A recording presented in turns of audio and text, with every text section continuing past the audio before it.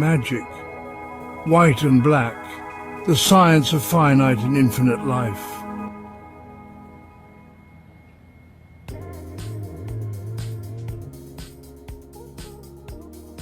The higher emotions evolute from the lower ones, and by the control of reason, vices grow into virtues. Intense love of self may expand into love of wife and friends, or widen still more into a love of country or a love of humanity. The more it expands, the more it becomes refined. Nothing in the universe can be annihilated, only the form can be changed. An emotion cannot be killed, but it can be educated up to a higher level.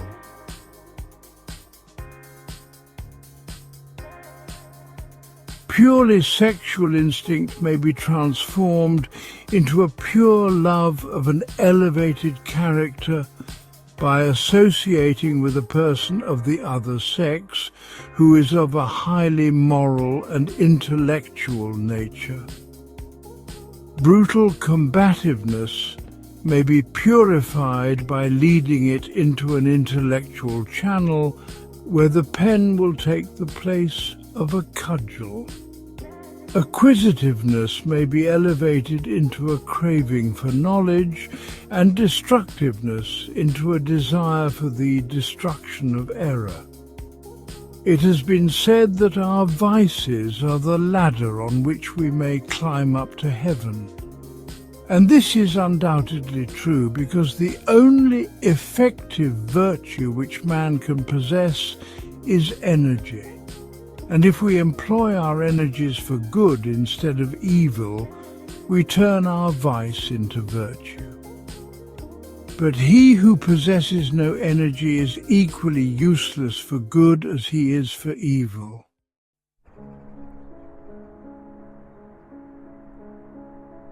There can be nothing absolutely wrong in employing the natural instincts and emotions in a natural and legitimate manner.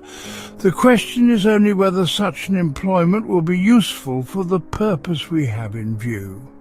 If we have a sum of money at our disposal, we have a right to spend it for pleasure, or to buy something useful, or to throw it away. In the same manner, we may spend our physical forces, our vital energies, or our emotions for the pursuit of useful pleasures or for the purpose of our higher evolution. But as we cannot expend the same sum of money again after it is once spent, so the sum of energies expended for a low purpose will be lost for the higher object in view.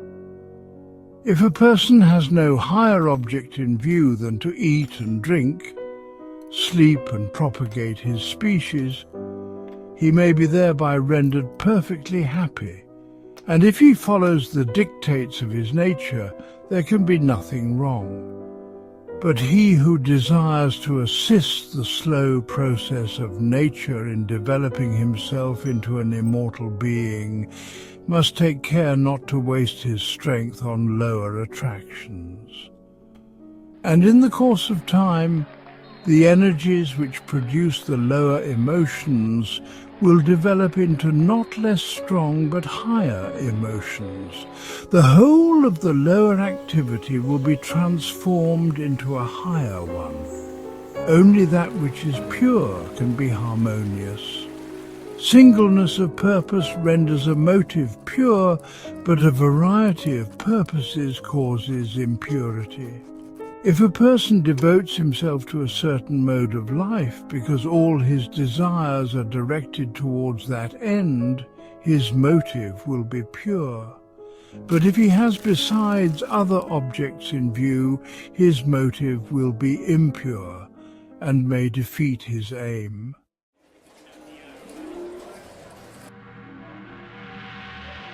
The word asceticism is continually misapplied.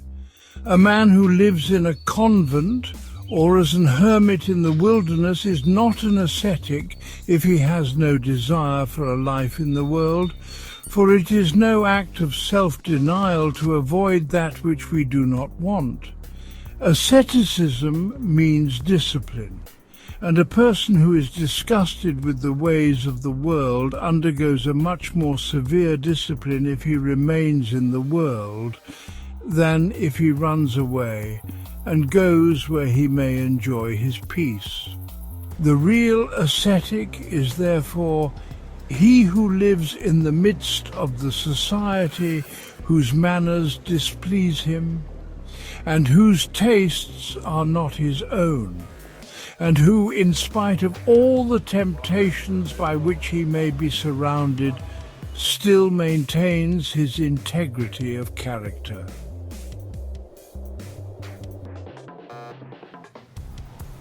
Strength only grows by resistance, and our enemies are therefore our friends if we know how to use them.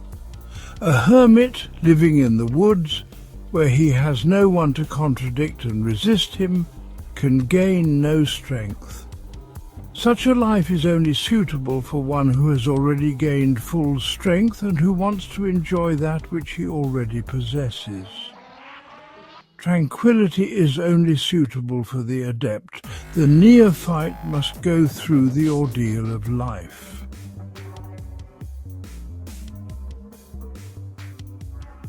Metals are purified by fire, and the emotions by suffering. The lower desires must starve to nourish the higher. The animal passions must be crucified and die. But the angel of will removes the stone from the sepulchre and liberates the higher energies from the sphere of selfishness and darkness.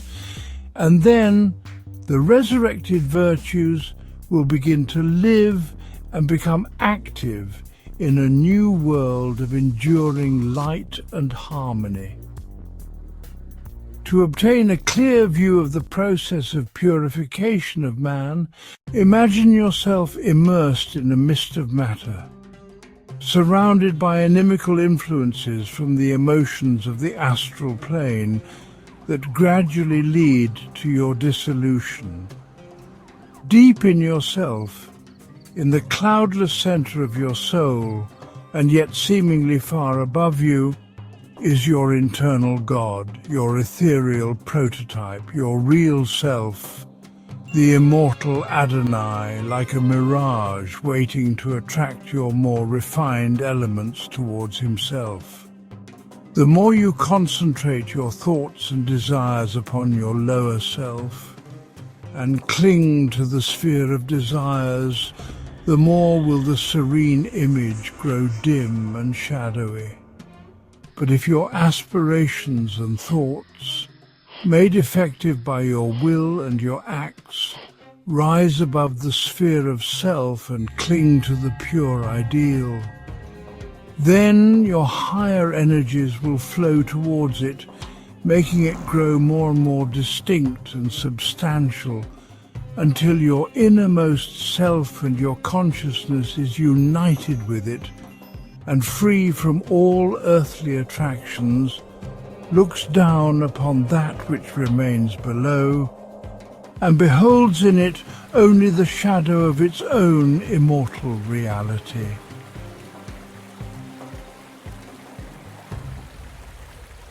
Desire results from attraction. Attraction results from the separation of two substances, analogous in their essences and properties. We cannot desire a thing of which we know nothing, and if we are attracted to a thing, there must necessarily be in us a portion of it desirous to reunite itself with the portion from which it is separated. A human being possessed of a divine spark of the universal spirit knows intuitively the source from which it came and with which it desires to become reunited, without needing any scientific demonstrations to convince him intellectually of this truth.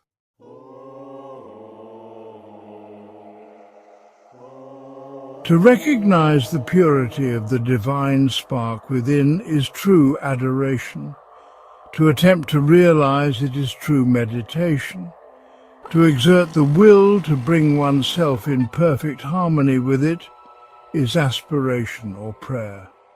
To express that prayer in acts is to make it effective.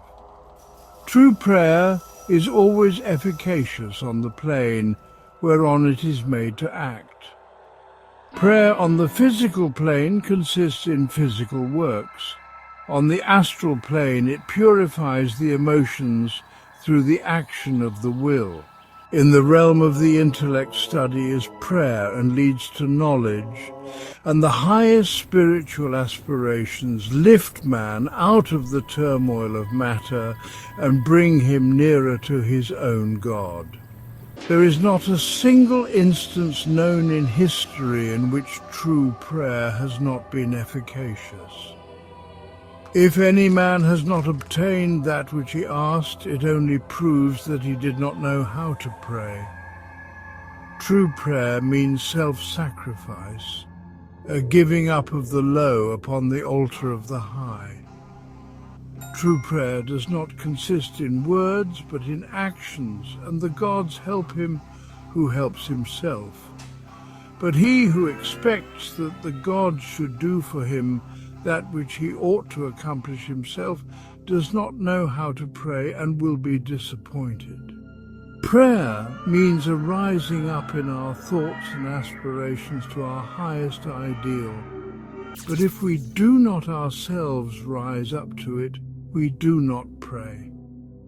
If we expect our highest ideal to come down to us, we expect an absurdity and impossibility.